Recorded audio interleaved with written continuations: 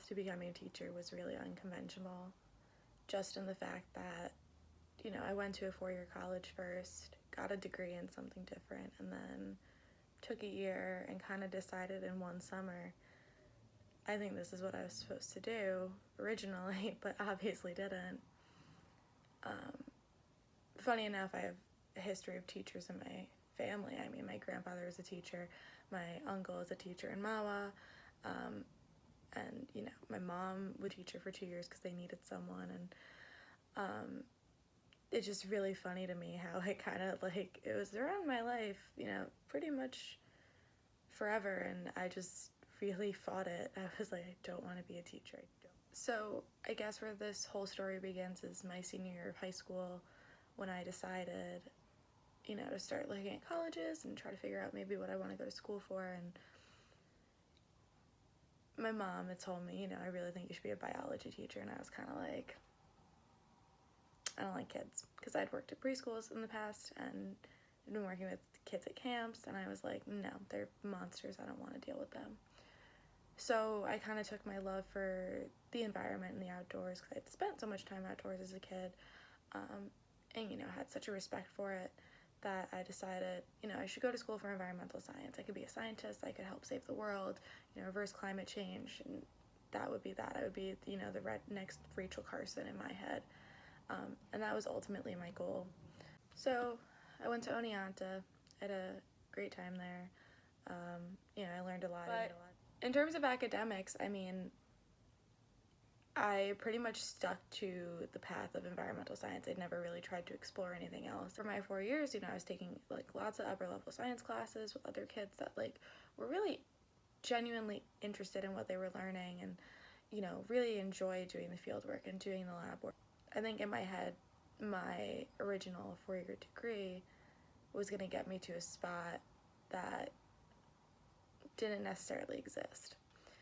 Give me this feeling that I didn't really know that I was going to have. So I was kind of risking it. I was kind of like, oh, I guess it's time for graduation. I guess this is what I've got.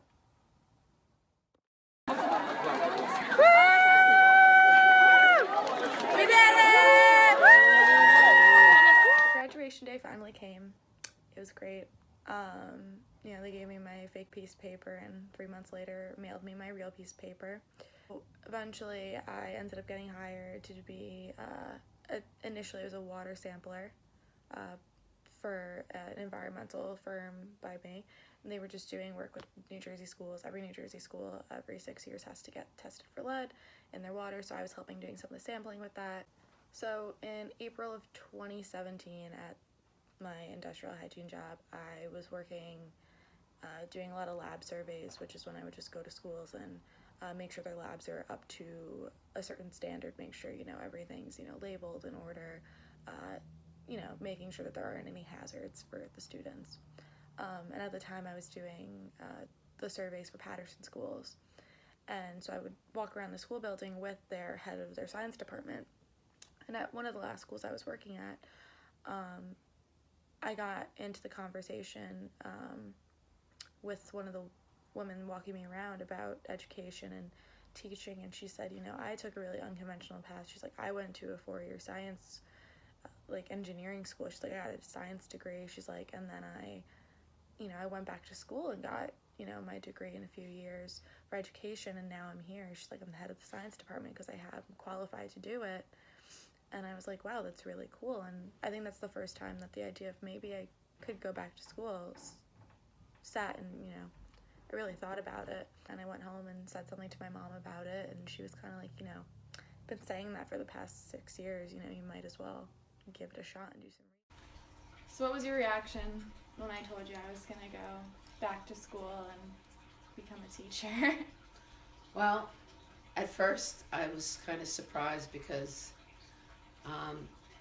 you did go to Oneonta for 4 years, and you did have an environmental degree. And the funny thing is that Oneonta is a teaching college, and instead you went there for environmental science. And I felt kind of bad that you didn't find a job, but in the same token, I always thought you should be a teacher. You told me that from the start. I just didn't want to listen to you because I was 18 and Well, Stupid. you never want to listen to anything your mother has to say because we don't know anything. But I don't know. I think that you have a lot of qualities that would make a really good teacher. I think it's a great job to have just for the mere fact of you can live just about anywhere. Summers off is always a bonus. To me, teachers are like the most important people next to like your own family, just for the mere fact that they help form those little brains of people. I'll be hopefully working on high school brains and not small children brains. That wouldn't go well. Well, I gotta tell you too, I think that's the perfect thing for you because you are, you can be extremely firm when you want to be. I know both your brothers have the fear of God from you. So, I think it'll be a good thing. I see you, you're good at explaining things. I see you with your grandmother just trying to help her with the computer. You seem patient. And you're a problem solver, which I think will be good in teaching. So I also did a little reflection on all of my past jobs that I kind of worked, in between college during the summers and all that. And I realized that I did a lot of teaching without really knowing that I was doing a lot of teaching. For example, the job I had gotten after college, I was working at Wave Hill in the Bronx, which is a cultural garden, and I was teaching students from the Bronx and all over Manhattan, actually, in New York City, how to do research projects and how to really go about the scientific process where you would kind of gather data, form an idea, and then kind of see if you can prove or disprove that. And I taught students how to go into the woods and do this project to kind of understand what may have happened, what was happening, why things are the way they are. And it was really great because I not only was working with students outside, but I was also teaching them how to do use Excel, just silly things like that I wouldn't even think twice about, that they really didn't have the knowledge about. They just didn't know how to use Excel or how to really write a full research paper.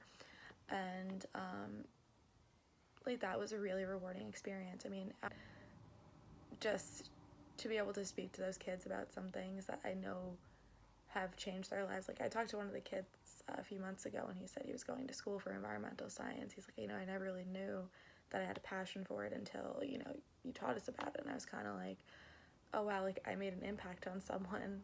That was really cool. And I think that I like to do that for other people. And then I had once had a job, I think 2 summers earlier, as an environmental specialist at a Girl Scout camp, which is where I was just kind of giving lessons to students based on Girl Scout badges that they were getting that week. But, environmental science or outdoors related, so I take them on hikes and teach them about trees. And I know in a world where Girl Scout camp, they really don't do outdoor stuff, it got a lot of them interested, and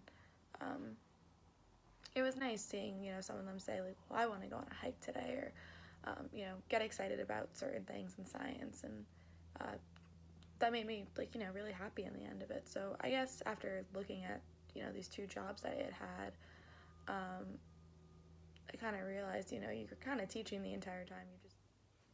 So I guess long story short is that my mom was right all along, and I should have listened to her. But I'm glad I didn't. I had a fun past 5-6 years on the path that I was on, and I'm glad that I'm here now.